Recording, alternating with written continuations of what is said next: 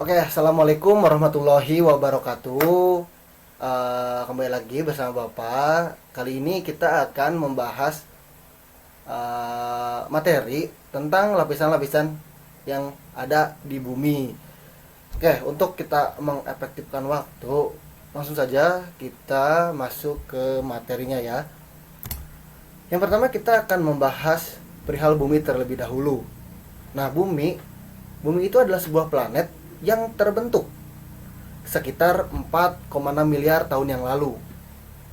Planet dengan urutan ketiga dari 8 planet yang dekat dengan matahari. Jadi planet bumi ini berada di urutan ketiga dari planet-planet yang terdekat dari matahari. Nah, jarak dengan matahari itu kurang lebih 150 juta kilometer. Dan juga bumi itu berbentuk bulat dengan radius kurang lebih 6.370 km. Dan bumi adalah satu-satunya planet yang dapat dihuni oleh makhluk hidup seperti kita, manusia, hewan, tumbuhan, dan organisme-organisme lainnya. Dan juga bumi ini merupakan planet yang permukaannya terdiri dari daratan dan juga lautan. Selanjutnya ada lapisan bumi. Nah, ini pembahasan kita pada kali ini. Ada beberapa lapisan pada bumi. Yang pertama itu kerak bumi yang terdiri dari kerak samudra dan juga kerak benua. Yang kedua ada mantel, dan yang ketiga ada inti bumi yang terdiri dari inti luar dan juga inti dalam. Nah, ini merupakan sebuah gambaran lapisan-lapisan yang ada di bumi. Lapisan kerak bumi berada di atas, mantel bumi berada di posisi yang kedua, inti bumi bagian luar berada yang ketiga, dan inti bumi bagian dalam itu berada di paling dalam di akhir. Nah, kan tadi sudah disebutkan beberapa lapisan-lapisan bumi, salah satunya itu kerak bumi. Apa sih kerak bumi itu? Kerak bumi adalah lapisan terluar dari planet bumi yang merupakan tempat hidupnya berbagai jenis makhluk hidup. Bumi juga yang menjadi pusat aktivitas makhluk hidup, dan juga merupakan lapisan kerak bumi yang terdiri atas bebatuan dan juga tanah. Nah, dalam kerak bumi ini ada dua jenis kerak, yaitu kerak samudra dan juga kerak benua. Nah, kerak samudra merupakan kerak yang tipis yang berada di bawah lautan dan juga bersifat basalt, serta memiliki ketebalan sekitar 8 km.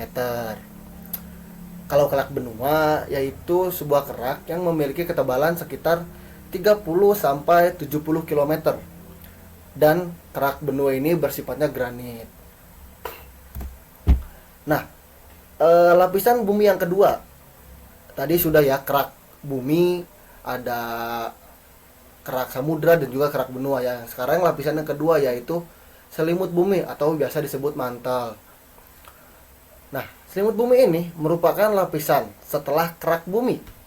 Nah, lapisan ini tersusun atas bebatuan cair atau magma, atau bisa disebut juga lahar, dan memiliki suhu yang sangat panas, bisa mencapai 1400 derajat Celcius, dan ada juga yang mencapai 2500 derajat Celcius. Jadi lapisan ini cukup panas jika dibandingkan dengan kerak bumi. Nah, selimut bumi juga ini merupakan daerah yang menutupi atau menyelimuti inti bumi. Bagian bumi dan juga selimut bumi ini merupakan bagian bumi yang terbanyak karena volumenya hampir 83% dari volume bumi itu sendiri. Nah, dari material penyusunannya, mata mantel dibagi dua, yaitu mantel atas 660 km ke atas dan juga mantel bawah 660 km ke bawah. Nah, ini merupakan lapisan bumi yang ketiga. Ada inti bumi. Inti bumi itu merupakan lapisan magma yang sangat panas dengan suhu 3000 derajat Celcius dan 5000 derajat Celcius. Daerah ini merupakan daerah pusat dalam bumi, mulai dari kedalaman 2900 km, dan inti bumi ini terdiri dari campuran besi dan juga inti bumi ini terdiri dari dua bagian seperti yang Bapak sebutkan tadi. Ada inti luar dan juga inti dalam, seperti itu. Nah, inti bumi ini di atas inti bumi ini ada selimut bumi yang tadi disebutkan, mantel. Jadi susunannya yaitu setelah mantel itu masuk lagi ke dalam ada yang namanya inti bumi. Nah, dari batas antara mantel dan inti bumi ada daerah kontinu yaitu Gutenberg Discontinuity. Nah, daerah ini berkisar dari 200 sampai 300 km. Nah, setelah mengetahui itu, berdasarkan susunan kimiawi juga ada beberapa bagian dari lapisan-lapisan di bumi, yaitu litosfer, bagian padat, tanah atau batuan, hidrosfer, ekosistem, perairan, laut, danau, sungai, dan juga atmosfer, bagian udara yang menyelimuti bumi. Itu disebut sebagai biosfer, bagian yang ditempati oleh berbagai jenis organisme. Nah, kita bahas tentang biosfer. Apa sih itu biosfer? Biosfer atau bio, atau bisa disebut juga hidup, atau lapisan-lapisan tempat tinggalnya makhluk hidup. Nah, secara fisik terbagi menjadi 3 yang Bapak sebutkan tadi. Itu bisa disebut ada litosfer, ada hidrosfer, dan juga ada atmosfer. Kita lanjut ya. Nah, litosfer itu apa? Litosfer itu atau litos bisa disebut sebagai lapisan yang padat atau lapisan bumi paling luar atau kulit bumi, bisa disebut juga dengan kulit bumi. Lapisan kerak bumi yang paling luar dan terdiri atas batuan dengan ketebalan kurang lebih 1200 km. Dan litosfer merupakan lempeng yang bergerak sehingga dapat menimbulkan pergeseran sebuah benua. Nah, selanjutnya ada hidrosfer. Nah, hidrosfer, bumi ini tidak seluruhnya daratan, ada juga lautan. Seperti disebutkan tadi, hidrosfer adalah ekosistem yang ada di air.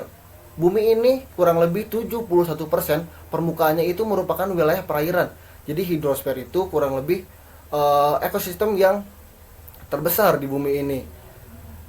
Dan hidrosfer ini merupakan lapisan air yang menyelimuti permukaan bumi, meliputi samudra, lautan, sungai, danau, glacier, salju, air tanah, serta uap air yang ada di atmosfer. Nah, atmosfer ini merupakan bagian yang ketiga, merupakan lapisan udara yang menyelimuti bumi, kurang lebih 650 km. Gerakan udara di atmosfer terjadi karena pengaruh pemanasan dari sinar matahari serta perputaran dari bumi itu sendiri. Atmosfer juga terdiri beberapa lapisan, yaitu ada troposfer, stratosfer, mesosfer, termosfer, dan yang terakhir eksosfer. Ini merupakan lapisan-lapisan yang ada pada atmosfer. Bapak juga akan membahas lapisan-lapisan yang ada di atmosfer ini. Mari simak baik-baik ya. Nah, troposfer. Apa sih troposfer? Troposfer itu merupakan suatu lapisan udara yang menempel di permukaan bumi. Lapisan ini sebagai lapisan terendah dari seluruh lapisan atmosfer yang menyelimuti bumi. Pada bagian atas khatulistiwa, lapisan ini mencapai hingga ketinggian 19 km. Nah, troposfer juga pada umumnya, lapisan ini merupakan lapisan yang paling tipis dengan memiliki ketebalan sekitar 12 km dari permukaan tanah. Ketinggian dari troposfer berbeda-beda di setiap tempat. Nah, pada daerah kutub, ketinggian lapisan ini sekitar 8 km, serta di daerah khatulistiwa atau daerah ekuator dapat mencapai hingga ketinggian 16 km. Lapisan troposfer merupakan lapisan yang berkaitan langsung dengan permukaan bumi, serta dipakai sebagai tempat tinggal untuk berbagai jenis makhluk hidup. Tempat dan juga tempat berlangsungnya peristiwa cuaca serta iklim seperti hujan, angin, petir, dan juga awan. Nah, peristiwa-peristiwa itu terjadi di lapisan troposfer. Ingat ya.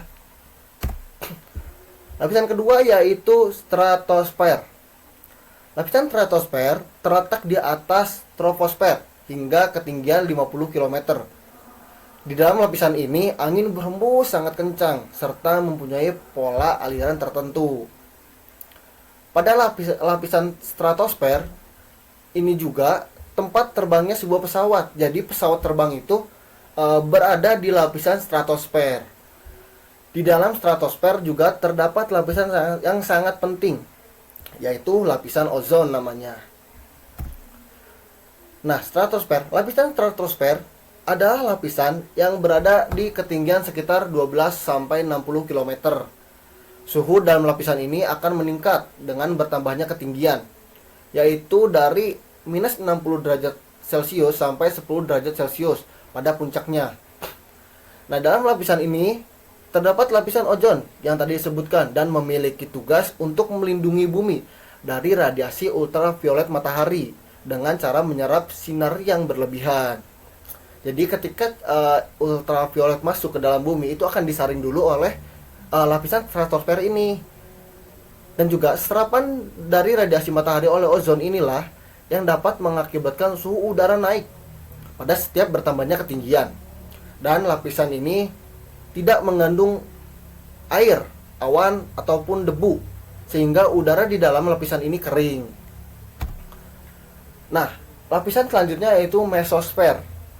Ketinggian dari lapisan ini antara 50 sampai 85 km dengan karakteristik di mana semakin ke atas maka temperatur udara akan semakin rendah. Tiap kenaikan 1000 meter, temperatur udara turun menjadi 2,50 sampai 30 derajat Celcius. Dan lapisan mesosfer di bagian atas temperaturnya mencapai hingga minus 900 derajat Celcius, dan ini bukan cukup dingin lagi, tapi benar-benar dingin. Nah, ketinggian dari mesosfer sudah disebutkan tadi, itu di sekitar 60 sampai 80 km ya.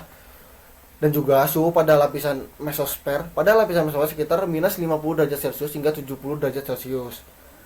Lapisan mesosfer adalah lapisan yang melindungi bumi dari berbagai ancaman benda luar angkasa seperti meteor dan benda-benda langit lainnya yang berkemungkinan akan jatuh ke bumi. Nah, meteor yang jatuh ke bumi nantinya akan terbakar serta akan hancur apabila lapisan mencapai lapisan ini, serta akan berubah menjadi pecahan-pecahan kecil yang disebut sebagai meteorit. Terdapat lapisan mesopause yang merupakan lapisan antara mesosfer dan termosfer. Jadi ada sebuah lapisan antara mesosfer dan termosfer, yaitu lapisan mesopause. Nah, selanjutnya ada lapisan yang bernama termosfer. Nah, lapisan termosfer ini berada di ketinggian 85 sampai 500 km. Dan lapisan yang satu ini juga sering disebut sebagai lapisan panas. Sebab lapisan inilah sering terjadi transisi kenaikan temperatur yang sangat tinggi. Temperatur dalam lapisan ini mencapai 90 sampai 5000 derajat Celcius. Seperti namanya ya, termosfer. Termosfer itu merupakan sebuah lapisan yang sangat panas. Nah, lapisan termosfer ini berada di ketinggian yang tadi Bapak sebutkan, sekitar 85 sampai 500 km. Dan sama yang Bapak sebutkan tadi, lapisan ini juga sering disebut sebagai lapisan panas. Suhu udara yang ada di paling atas dari lapisan ini mencapai lebih dari 1000 derajat Celcius. Di dalam lapisan ini juga terdapat lapisan ionosfer. Lapisan ionosfer ini memiliki fungsi sebagai penyebaran gelombang radio. Yang terakhir yaitu eksosfer. Nah, lapisan eksosfer ini adalah suatu lapisan dari atmosfer yang berada di bagian paling luar. Lapisan eksosfer terletak di ketinggian 500 km ke atas. Di dalam lapisan ini, berbagai molekul udara bergerak dengan cepat, serta pengaruh gaya gravitasi bumi telah jauh berkurang. Sehingga dalam lapisan ini, berbagai gesekan benda di udara sudah jarang terjadi. Pengaruh angkasa luar juga sudah terasa di lapisan ini. Nah, ciri-ciri dari lapisan exosfer adalah Bapak ingin tunjukkan. Yang pertama yaitu ketinggian exosfer berada 500 km ke atas seperti yang tadi disebutkan. Dan juga berada di bagian paling luar sehingga pengaruh gravitasi ini sangat kecil. Dan kandungan gas atmosfer juga sangat rendah pada lapisan exosfer ini. Jadi lapisan-lapisan pada atmosfer itu, exosfer itu berada di paling atas dibandingkan dengan lapisan-lapisan yang lainnya. Nah, apa sih sebenarnya fungsi dari atmosfer itu? Fungsi dari atmosfer itu yang pertama mengurangi radiasi matahari yang sampai ke permukaan bumi pada siang hari dan hilangnya panas yang berlebihan pada malam hari. Nah, itu tuh fungsi tadi salah satu lapisan dari atmosfer tersebut yang mengurangi radiasi dari matahari. Dan juga mendistribusikan air ke berbagai wilayah permukaan bumi. Karena dalam lapisan atmosfer ada lapisan yang tadi disebutkan itu sering terjadi peristiwa seperti iklim atau contohnya hujan atau yang lain-lain. Nah, ini tuh sebagai air karena kan sering terjadi hujan di lapisan tersebut. Karena seluruh bumi memiliki lapisan tersebut dan hujan akan turun dan juga dikirimkan melalui awan yang hujan tersebut. Dan juga sebagai menyediakan oksigen dan karbon dioksida. Dan yang terakhir itu sebagai penahan meteor yang akan jatuh ke bumi. Seperti tadi ada lapisan yang akan menahan meteor-meteor ataupun benda-benda langit yang jatuh ke bumi yang nantinya akan dirubah menjadi sebuah benda-benda kecil yang disebut dengan meteorit, seperti itu. Oke, itulah materi yang bisa Bapak sampaikan. Semoga pada pembelajaran kali ini kalian semua mengerti dan juga memahami apa yang telah disampaikan. Tetap jaga kesehatan, jangan keluar rumah jika memang tidak terlalu penting. Tetap lakukan protokol kesehatan 3M, menjaga jarak, memakai masker, dan mencuci tangan. Semoga teman-teman sehat-sehat selalu. Pada pembelajaran kali ini, pada materi kali ini, Bapak cukupkan, Bapak tutup. Billahi taufiq wal hidayah. Wassalamualaikum warahmatullahi wabarakatuh.